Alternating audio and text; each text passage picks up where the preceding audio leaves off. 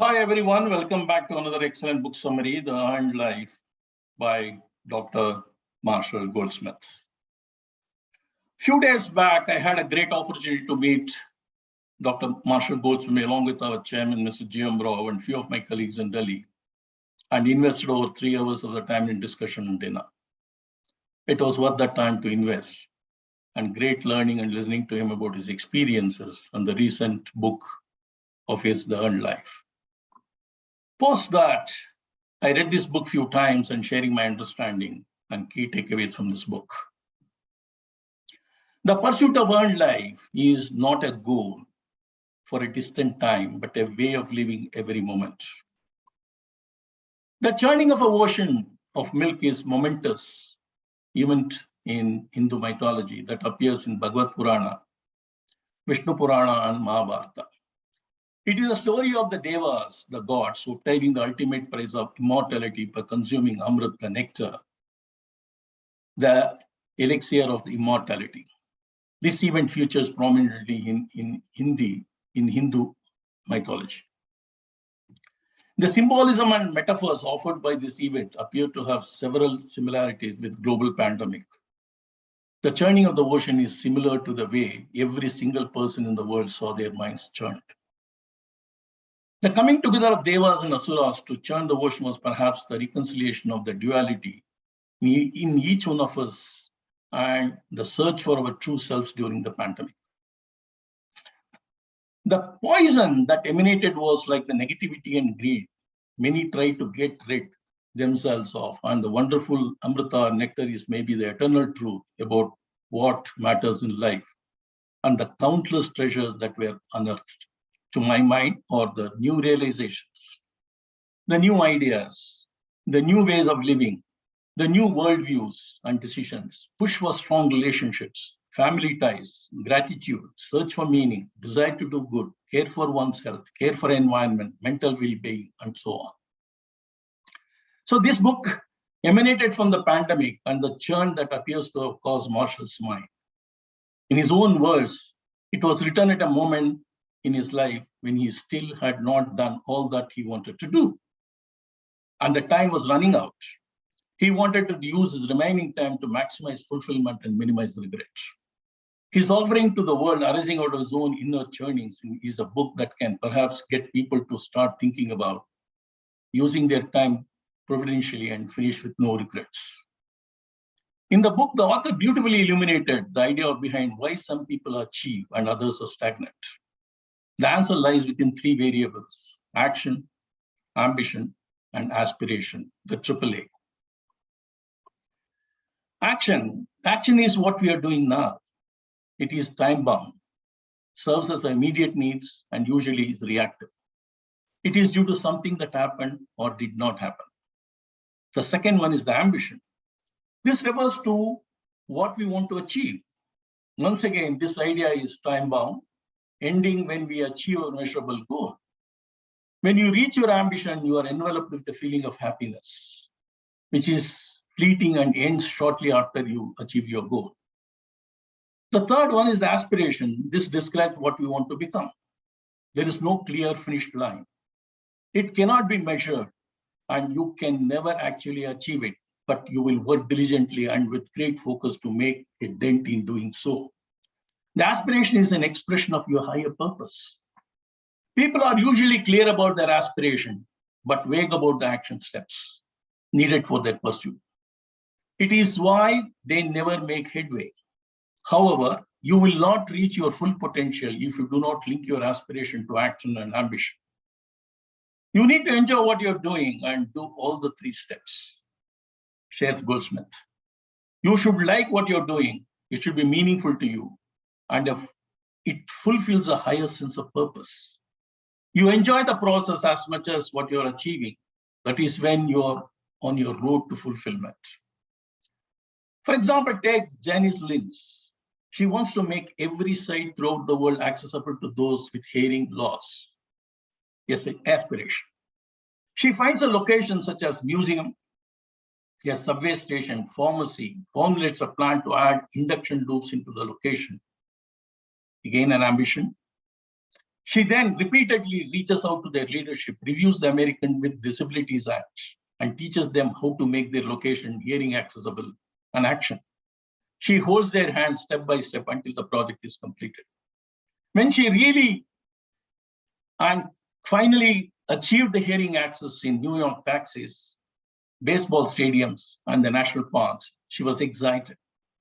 And her enthusiasm was contagious, but the celebration was very short-lived.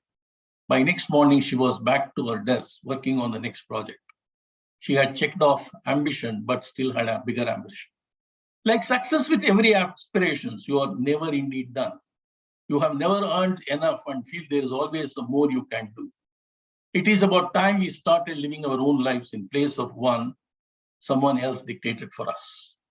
The secret of finding fulfillment, according to Goldsmith, comes from connecting with and aspiring to something bigger than ourselves.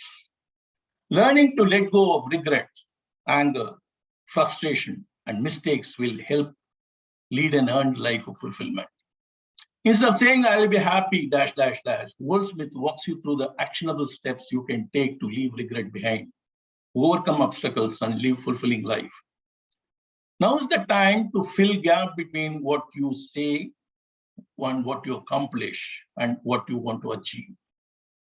Filled with stories from someone of the world top leaders, Goldsmith expertly weaves guidance and gentle nudges to get you take the reins of your life and drive it toward fulfillment. Heart, soul, and decades of experience with top CEOs make the earned life a perfect blueprint for those yet to feel fulfilled. In fact, Marshall maintains that our lives toggle back and forth between two emotional polarities. At one pole is the emotion we know as fulfillment. He sees fulfillment governed by 6 factors: purpose, meaning, achievement, relationships, engagement, and happiness. He sees regret as the polar opposite to fulfillment.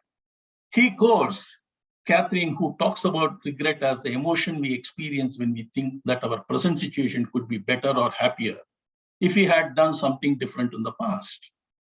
He sees regret as a devilish combination of agency and imagination, that we create it and imagine how life would have been if we had made another choice. The author talks about large essential regrets and not micro regrets and missteps. The key, how we maximize fulfillment and minimize regrets. How do we count our blessings, not troubles? His definition of earned life: we are living in an earned life when the choices, risks, and efforts we make in each moment align with the overarching purpose in our lives, regardless of eventual outcomes. This is what the Bhagavad Gita also teaches us: to work we have the right, but not the fruits thereof. Desire for the fruits of work must never be our motive for working. Never give way to laziness either. Perform every action with your heart fixed in challenge. In my words, translate from I have to do to I want to do. The author goes on to call this a life of earned rewards and sees futility. This is where he brings in the notion of impermanence, which he ascribes to his inspiration from Gautama Buddha. His very first chapter is on what he calls as every breath paradigm. The notion that the emotions, thoughts, material possessions we hold now to do lost can vanish in an instant, as brief as the time we need to take our next breath. Against this paradigm of impermanence, he sees a Western model of frustrating insight, or just that we value our present moment rather than the moment before or after.